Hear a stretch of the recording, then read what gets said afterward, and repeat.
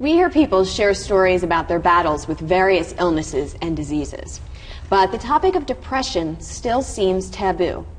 Although we certainly hear more talk of it now versus a decade ago, there's still a stigma, as well as misinformation associated with the illness. Here to clarify matters for those experiencing depression, or for those with loved ones who may be depressed, is Francesca Richardson, who is a psychotherapist with Inner Potential. Welcome, Francesca. Thank you. It's so nice to have you here. So let's talk a little bit first about what depression is. Sure. Well, usually people experience a low mood, negative feelings, negative thoughts about themselves, negative thoughts about the world. They may have low energy, fatigue, difficulty making decisions. They may be more irritable. And how does this really differ from, how can you tell if it's depression or just sadness? Well, sadness is a normal reaction to just life experiences, difficult life experiences, or losses. Depression usually comes about, it may come out of sadness, it may come out of, if someone's sad for a very long time, it may turn into depression. Okay. So it's important to kind of pay attention. How long have you been sad? How long have you been having difficulty functioning as well as you used to, for instance? And I guess a lot of it comes in, you were saying, the fatigue and different symptoms like that. Sadness is more situational, but if you're experiencing those types of symptoms, in an ongoing way, yes. That's when you need to get some help. Right, you want to think about getting some kind of help at that point, yeah. So it seems like people are talking about depression more today than ever before. Is it more common today? Well, it is it's more commonly diagnosed. The idea is that people know more about it because people just understand it better, first of all. So it's awareness. It's awareness. There's also an awareness of the chemical component or the biochemical component, the fact that there are chemical changes that happen in the body in depression, and that those can be treated through various means. So because of the awareness, people are paying more attention to it. That's good. And do you think that the fact that we've discovered that there is a chemical reaction going on in your body that can cause this, do you think that makes people more comfortable with being able to talk about it? Well, it kind of depends. There needs to be some understanding about it. The chemical component can be treated a number of different ways, so it's important to just know that, first of all, it can be treated, and that it's something like it's an illness, kind of like diabetes in a sense. It could be seen that way. Interesting. In other words, there are life circumstances that can trigger it. Even childhood circumstances that could trigger it and make one more vulnerable to it. But the treatments can help a person come out of it. And so people should be aware that they don't have to feel as embarrassed about going for treatment. No, and they certainly don't need to suffer through it either. Yes. I want to talk about treatment. Before we go there, I'm curious, is there something to be said for family history of depression? Yes. Well, first of all, there's the genetic component. Some people are more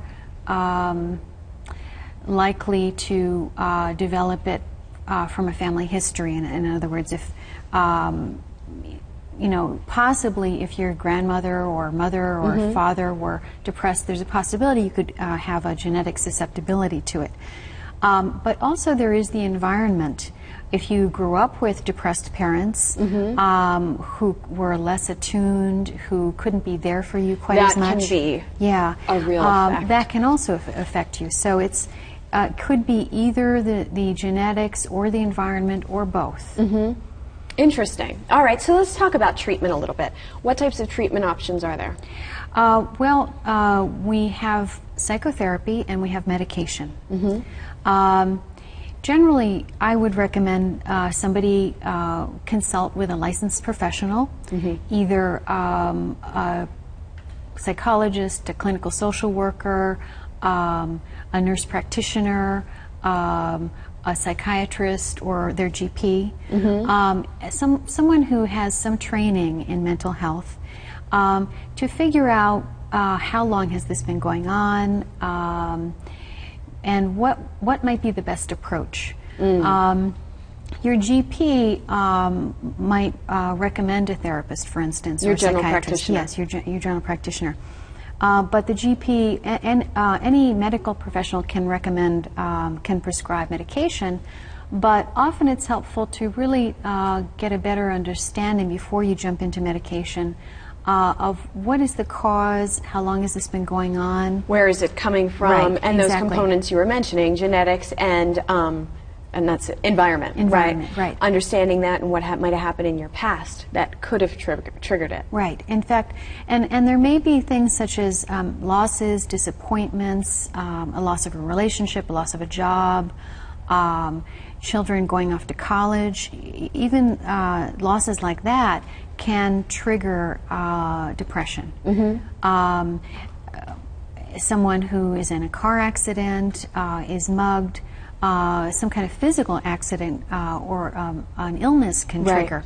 So, yeah, because there are different types of depression also, yes, and you know we've got a lot to talk about today. But I would like to briefly just touch on each of those types, or some of the types of depression. Sure. What are they? Bipolar disorder is one, and that's used to be also known as manic depression, and that's characterized by highs and very high moods. Extreme highs and extreme lows, yes, right? Yes. Okay. And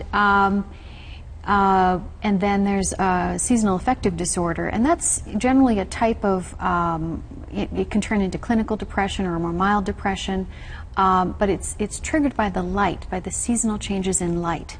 Interesting. And then, I've heard a lot about that. Right.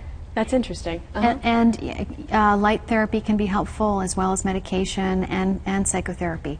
And with there's also dysthymia, which is a low-grade depression, generally more long-standing. It's not as severe.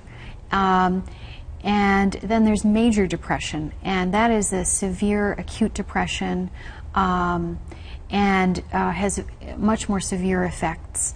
Sometimes the person may even be hospitalized for that. And dysthymia. Yes. I'm just going to back up for a second because I'm not familiar with that term, dysthymia. Sure. Is that a relatively new term that's being used? And is it a large segment of those who are suffering from depression who have that particular type?